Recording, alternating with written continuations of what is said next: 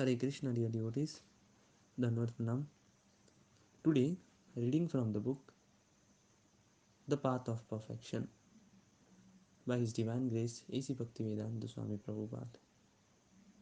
Reading the chapter 1 Yoga as Action. In the 6th and 8th chapters of Bhagavad Gita, Lord Shri Krishna, the Supreme Personality of Godhead, explains that the eightfold of yoga system is a mean to control mind and sense. This method, however, is very difficult for people to perform, especially in this age of Kali, an age characterized by ignorance and chaos. Although this eightfold yoga system is particularly recommended in the 6th chapter of Bhagavad Gita, the Lord emphasizes that the process of Karma Yoga, action in Krishna consciousness, is superior.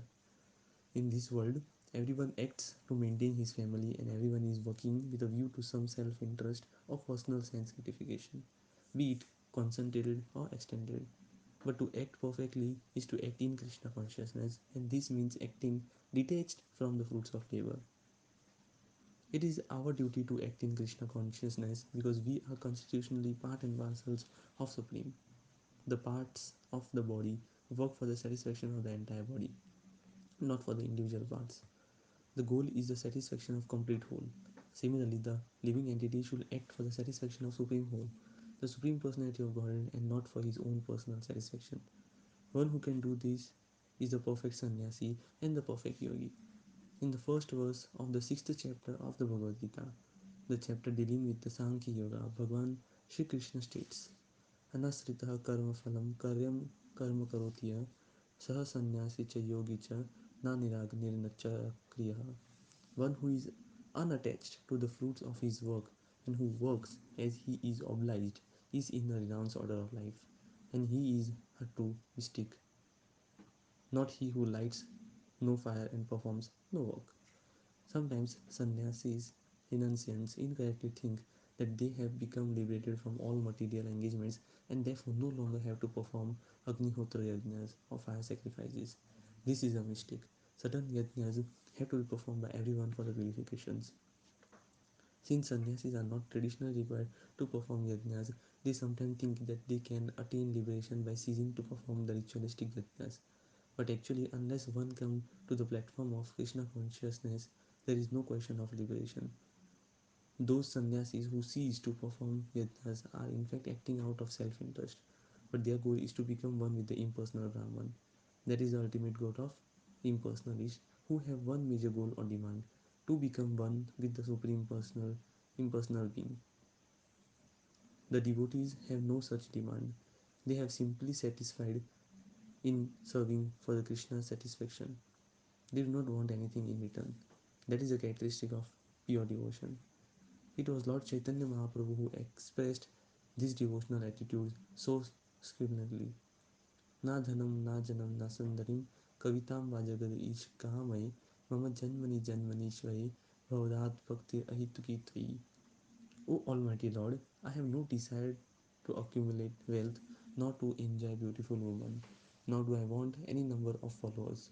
What I want is the causeless mercy of your devotional service in my life, birth after birth. In essence, this is the Bhakti Yoga system. There are many examples of pure devotional attitude.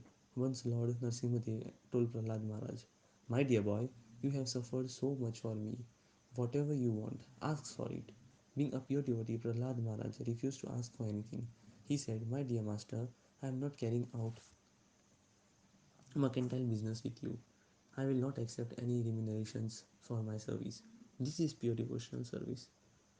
Yogis and jnanis are demanding to become one with the Supreme because they have such bitter experience suffering the material pains.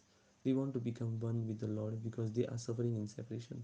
A pure devotee, however, does not experience this, although separate from the Lord. He fully enjoys the service of Lord in separation. The desire to become one with the impersonal Brahman or to merge with Lord is certainly greater than any material desire.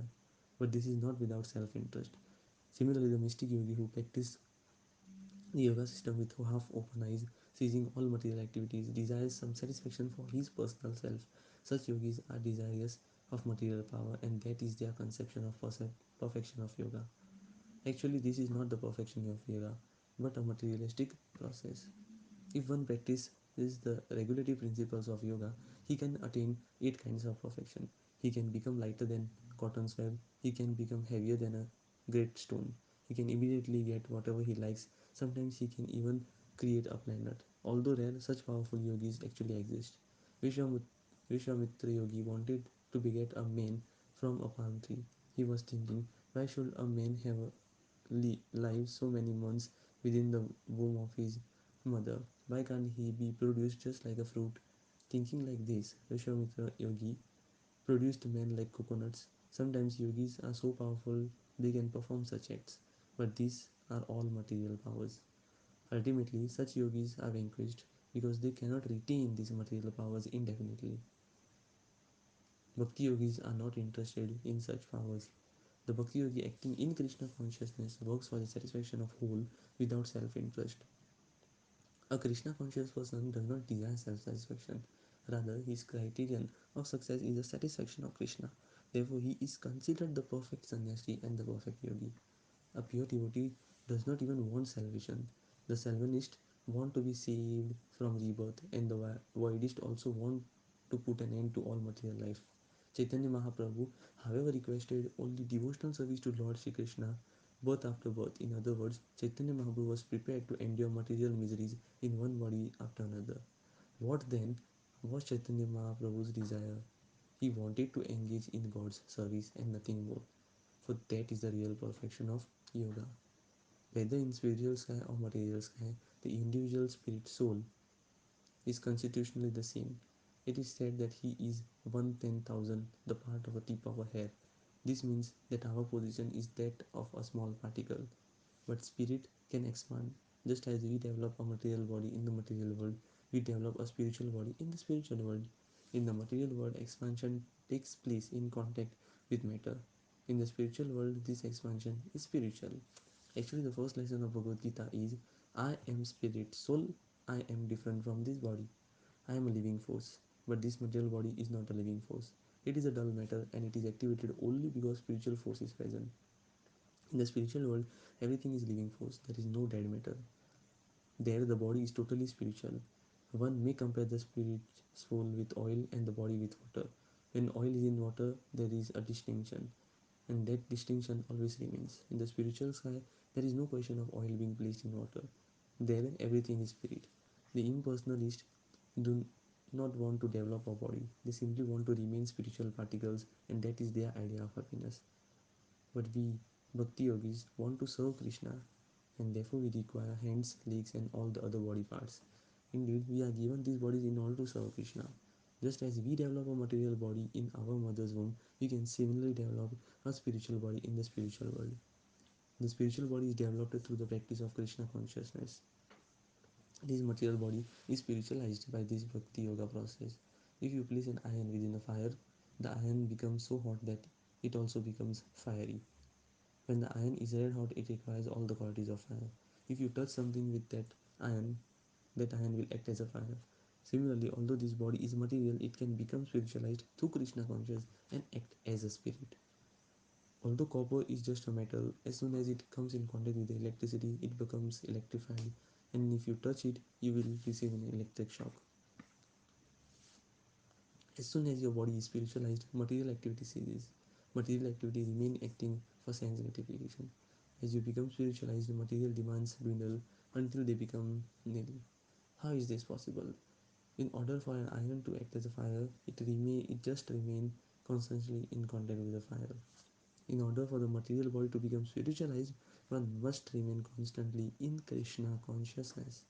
When this material body is fully engaged in spiritual activities, it becomes spiritual. According to Vedic system, the body of a high personality, a sannyasi, is not burdened but buried, because a sannyasi's body is considered spiritual, having ceased to engage in material activities. If everyone in this world engages fully in Krishna consciousness and cease to work for sense gratification, the entire world will immediately become spiritual. Therefore, it is necessary to learn how to work for the satisfaction of Krishna. This requires a little time to understand. If something is used for Krishna's satisfaction, it is spiritual. Since we are using microphones, typewriters, etc., in order to talk and write about Krishna, they become spiritualized. What is the difference between prasad and ordinary food? Some people may say, what is prasad? We are eating the same food. Why do you call it prasad? It is prasada because it has been offered for Krishna's satisfaction and thus become spiritualized. In a higher sense, that is no matter at all. Everything is spiritual because Krishna is spiritual and matter is one of the energy of Krishna. Matter is also spiritual. Krishna is totally spiritual and spirit comes from spirit. However, because the living entities are misusing this energy, that is using it for something other than Krishna's purpose, it becomes materialized. And so we call it matter. The purpose of this Krishna conscious movement is to re-spiritualize this energy. It is our purpose to re-spiritualize the whole world, socially and politically. Of course, this may not be possible, but it is our ideal. At least if we individually take up this re-spiritualization process, our lives becomes perfect. In Bhagavad Gita 9.22, Krishna says that he provides for his devotee by giving them what they lack and preserving what they have. People are very fond of saying that God helps those who help themselves, but they do not understand that helping yourself means putting yourself under Krishna's protection. If one thinks, oh, I can help myself, I can protect myself, one is thinking foolishly. As long as my finger is attached to my body, it is useful, and I may spend thousands of dollars to preserve it. But if this finger is cut off, it is useless and thrown away. Similarly, we are part and parcel of Krishna, and helping ourselves means putting ourselves in our proper position as his part and parcels. Otherwise, we are only fit to be cast away. The finger can help itself only when situated properly on the hand and working on behalf of the entire body.